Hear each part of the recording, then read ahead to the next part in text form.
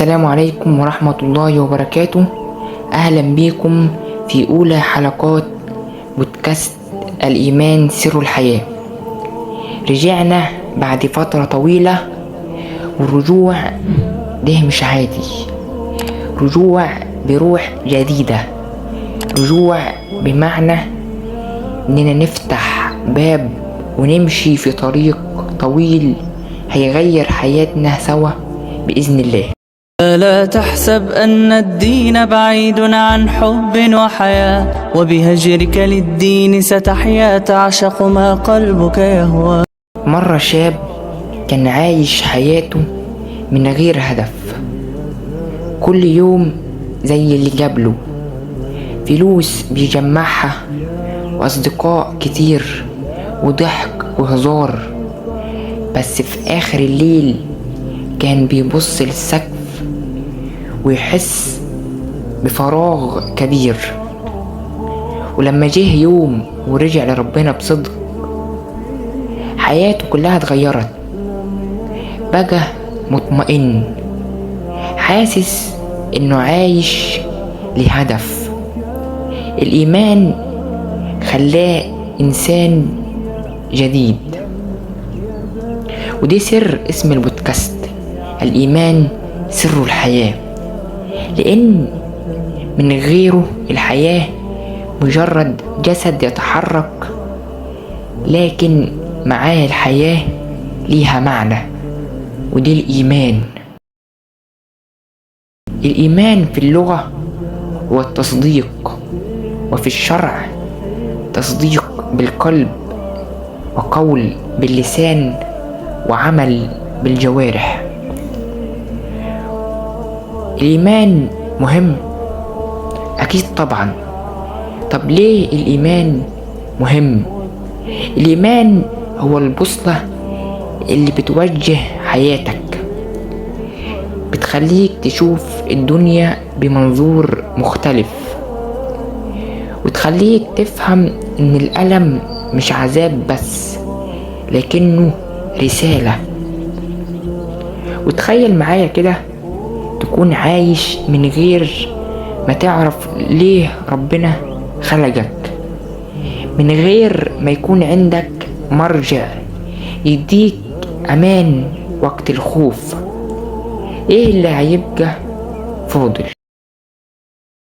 تعالوا نتكلم مع بعض عن قصة من السيرة النبوية العطرة، وهي قصة الهجرة.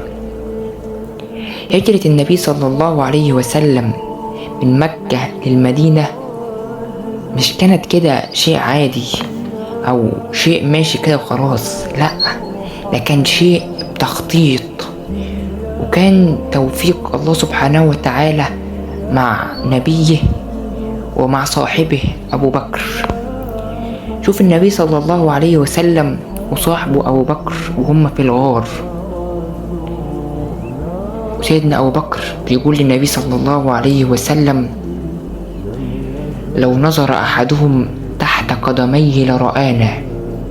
والمشركين على الباب، شوف لحظة التوتر والخوف، والنبي صلى الله عليه وسلم يرد عليه بثبات: لا تحزن إن الله معنا، ما بالك باثنين الله ثالثهما، لا تحزن إن الله معنا. وهنا بيظهر الإيمان، وإن الإيمان مش كلمة بس، مش كلمة بنفضل نقولها على طول، لأ، الإيمان قوة بتخليك ثابت وقت الخطر. وفي راجل أصيب بمرض خطير، والأطباء قالوا إن مفيش أمل إن أنت تتعالج من المرض ده، ولكن الراجل ده عشان إيمانه كان قوي، ده إنه متمسك بالدعاء والقرآن الكريم، وبعد شهور حالته اتحسنت بشكل عجيب. حتى لو كان الشفاء مش كامل، ولكن الإيمان خلاه يشوف النعمة حتى في المرض. العبرة من القصة إن الإيمان مش بيشيل الألم، لكنه بيعلمك معنى الألم. وفي حياتك اليومية فلازم إن أنت تكون إنسان عندك إيمان، زي خوفك من امتحان، خوفك من مجابلة أو قرار صعب، ولكن الإيمان بيخليك واثق إن ربنا معاك، إنني مخافش من امتحان، مخافش من مجابلة، مخافش من قرار صعب أنا ممكن أخده، مخافش من حاجة، أنا ربنا معايا، أنا واثق بكده لأني إنسان مؤمن، إيماني قوي. وزي الذنوب كلنا بنغلط، بس الإيمان بيخليك ما تيأسش، بيخلي عندك أمل تتوب وترجع. الله سبحانه وتعالى بابه مفتوح إلك لما تغلط وترجع تستغفر وتتوب، فربنا سبحانه وتعالى هيسامحك. وده لو إيمانك قوي هيكون عندك أمل، مش هتيأس. أما لو أنت إيمانك ضعيف هتيأس ومش هترجع. فالإيمان بيخليك عندك أمل ما تيأسش.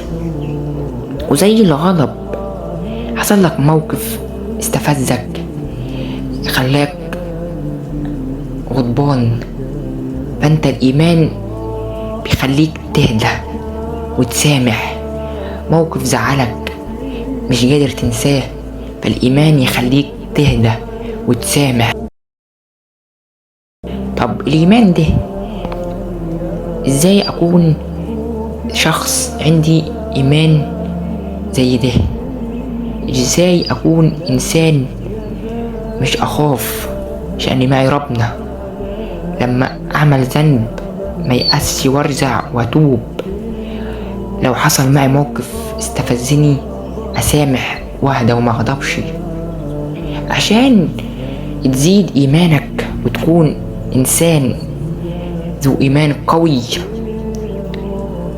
فلازم إن أنت تصلي بخشوع، حتى لو ركعتين بس من قلبك، قاعد فاضي قوم اتوضى وصلي ركعتين بخشوع.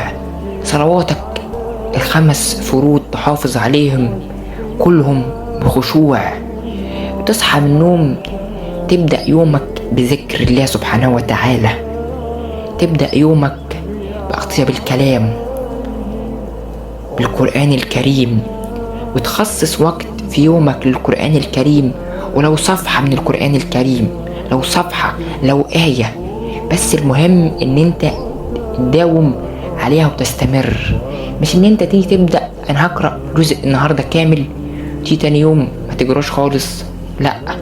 لو هتقرأ صفحة واحدة بس، نص صفحة، سطرين بس، ان انت تستمر وتداوم على هذا العمل، دي هتكون حاجة كبيرة جدا. واعمل خير، عمل الخير ولو صغير هيفرق.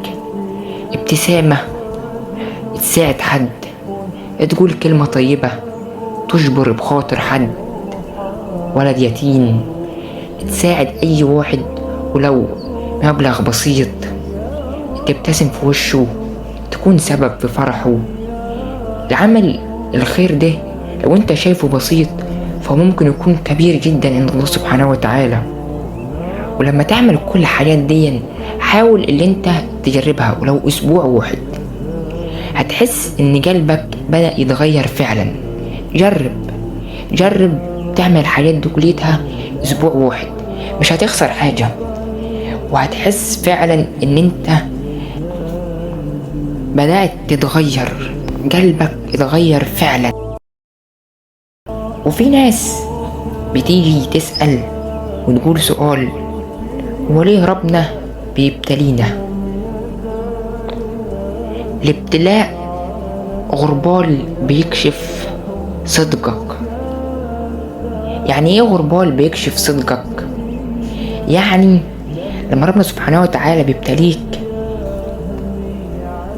بيظهر انت ايمانك قوي ولا لا. انت ايمانك قوي فصبرت على ابتلاء الله سبحانه وتعالى، ساعتها بتشوف ان الابتلاء ده نعمة مش ألم، وبيطهرك زي النار اللي بتنقي الذهب.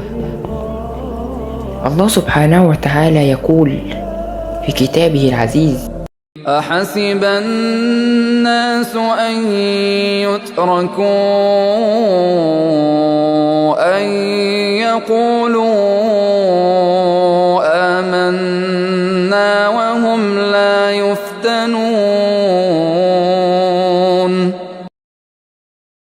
هو الإنسان المؤمن ممكن يعمل ذنب؟ طبعا، بس الفرق انه بيرجع ويتوب، عنده امل، ما يقسش من رحمة الله سبحانه وتعالى. النبي صلى الله عليه وسلم قال: كل ابن آدم خطاء وخير الخطائين التوابون. طب ازاي ازود ايماني؟ اقرأ قرآن بتركيز، ودايما اجلس مع اهل الخير، اهل الذكر. دايما امشي مع الصاحب اللي يزيد من حسناتك، اللي يدلك على الخير، يبعدك عن الشر، يكون هو النور اللي بيضيء طريقك.